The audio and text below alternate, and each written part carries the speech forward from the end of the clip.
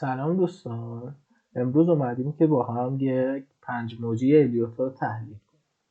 در این قسمت که من یه خط زرد کشیدم، اینجا یه 5 موج الیوت داشتیم در گذشته که کار خودشو با حرکت ABC به پایان رسونیم. بعد از اون وارد یک روند نزولی میشیم که موج یک الیوت ما رو تشکیل میده که توی تصویر هم این موج یک رو میبینیم. بعد از موج یک ما وارد یک حرکت اصلاحی میشیم که موج دو الیوت ما رو تشکیل میده و اینجا اومده دیواره کانال ما رو تاچ کرده و برگشته و موج سه الیوت ما رو ساخته.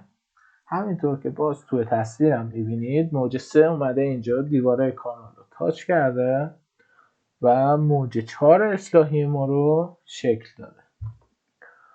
بعد از اینکه موج 4 برمیگرده و دیواره کانال رو تاچ میکنه، وارد موج 5 الیوت میشه.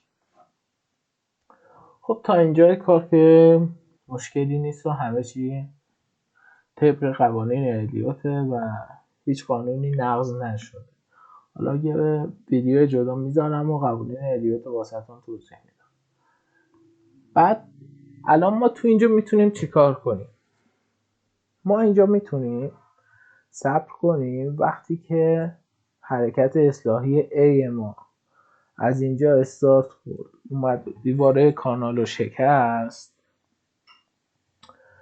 میتونیم بعد از شکسته شدن دیواره کانال با خودمون رو بزنیم و تا انتهای موج A اصلاحی ازش سود بگیریم.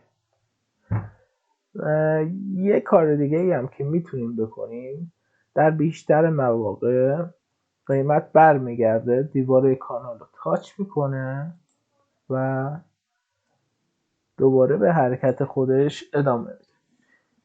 من پیشنهادم به شما اینه که وقتی که قیمت برگشت دیواره کانال رو تاچ کرد، اون موقع وارد خرید بشید چون ریسکش کمتره.